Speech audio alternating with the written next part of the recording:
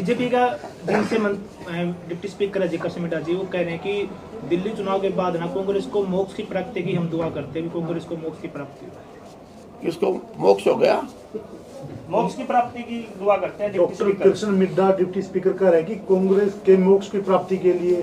अरे न्यूगा भाई तेरा सूत बैठ रहा है जैसा मिड्डा और कांग्रेस के प्रति ऐसी ये कम से कम सब बात करनी चाहिए।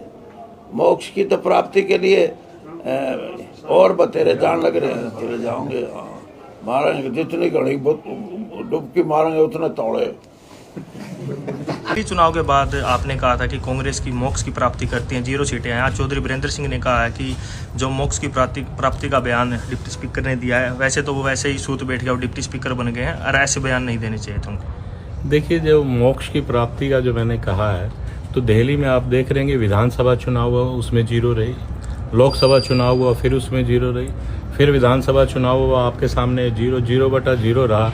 जिस व्यक्ति को मतलब जैसे शास्त्रों में कहा गया है कि जिसे किसी लाभ हानि जीवन मृत्यु से जो दूर हो जाए, जिसके लिए कि मन में यही न रहे, तो मोक्ष ही चाहता है। दिल्ली के अंदर तो देखिए इतने लंबे समय से कांग्रेस की 0/0 रही, तो आपके सामने मोक्ष। और जहाँ तक सूत में आने की बात है, तो अब मान लीजिए, देखो मुझे कहना नहीं चाहिए चौधरी साहब के बारे में, उनको को सूत आ गई तो मैं क्या कर सकता हूँ।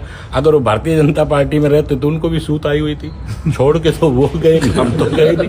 इस विषय में तो चौधरी साहब को सोचना चाहिए। और वैसे भी चौधरी साहब हमारे सम्माननीय हैं, मैंने आज तक कोई भी शब्द किसी के बारे में नहीं कहा। और ये बात इशू है, ठीक है उन्होंने ये शब्द किए हैं, लेकिन मैंने कोई ऐसा शब्द नहीं कहा जो उन्होंने कहा कि मुझे सोच के बोलना चाहिए। मैंने कोई अपशब्द नहीं कहा और आज तक मैंने किसी के बारे में अपशब्द नहीं कहा। तो सूत को सूत तो परमात्मा दिलवाता है, जिसमें तो किसी का कोई दोष नहीं है। Thank you sir.